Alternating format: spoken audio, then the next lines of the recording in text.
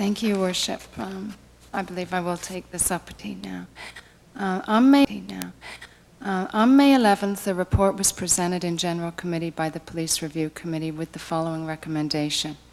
After conducting an extensive review, the Police Service Review Committee unanimously recommends 1. That to endorse the delivery of high-quality police services at the most reasonable cost to the citizens of Barrie, the Barrie Police Service be merged with the Ontario Provincial Police, and the proposal for the provision of police services for the City of Barrie, as prepared by the First Nations and Municipal Policing Bureau of the Ontario Provincial Police, be accepted in principle. 2. That in accordance with Section 10 of the Police Services Act, the City of Barrie notify the Ministry of the Solicitor General and Correctional Services of its desire to negotiate an agreement for the provision of police services in the City of Barrie by the Ontario Provincial Police. 3.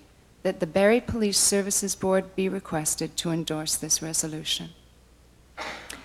Subsequently, a vote was taken that resulted in a 6-4 defeat of the recommendation.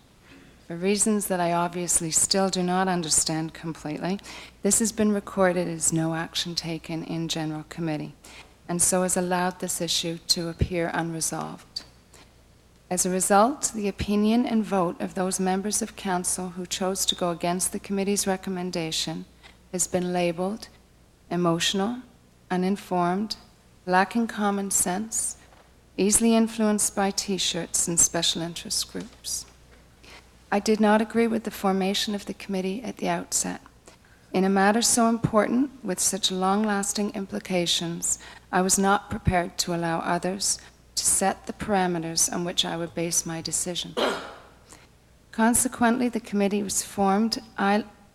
Though the committee was formed, I, like the other 5 in the group of 6, did not rely upon the committee report to make my determination. Considering the unanimous vote on the recommendation, I expected something new and astounding in the report that was not evident in the proposals, and I would have been receptive had that been the case. Instead, the only surprise came with the criticism of the conduct of the Barrie Police Service during the presentation.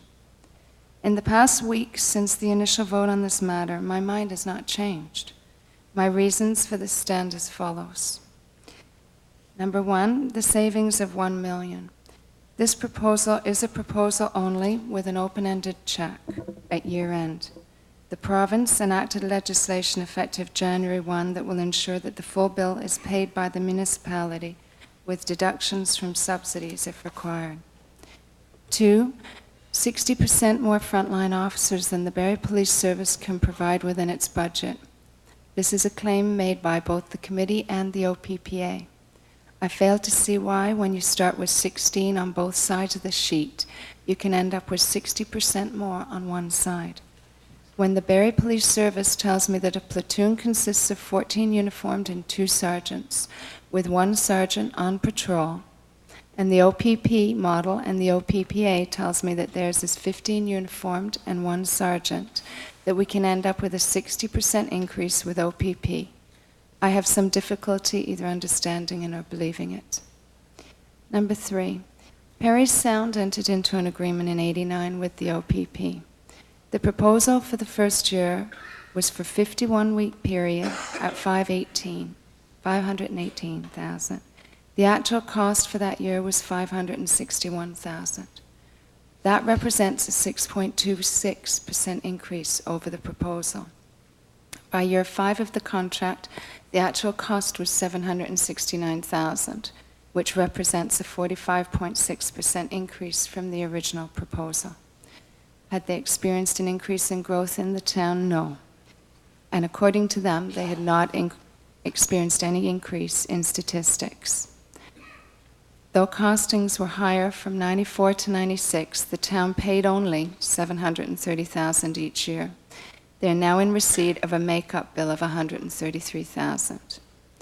The original estimate for OPP policing of Parry Sound for '98 was $1.377 million. This was adjusted down to $1.206 in the course of negotiation. This year, the town will benefit from a $953,000 subsidy for policing. As a result of not coming to agreement in their negotiations, the town is being policed by the OPP without a contract. Considering this, the Minister of Finance has determined that the rule of $90 per household that applies to neighbouring municipalities will apply to the town also.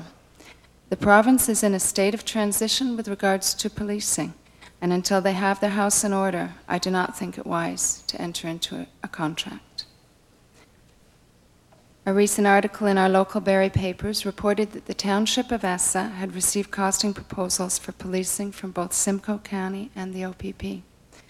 Barrie was not approached, considering our own request for costing was in process at that time.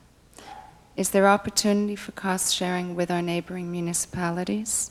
I believe that there is, and that this area is deserving of a more detailed investigation.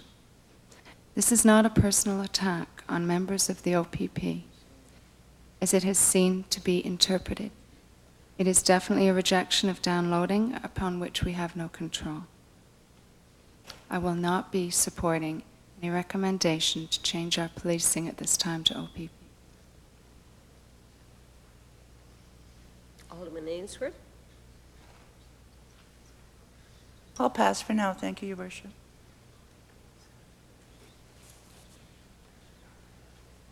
Alderman Morrison.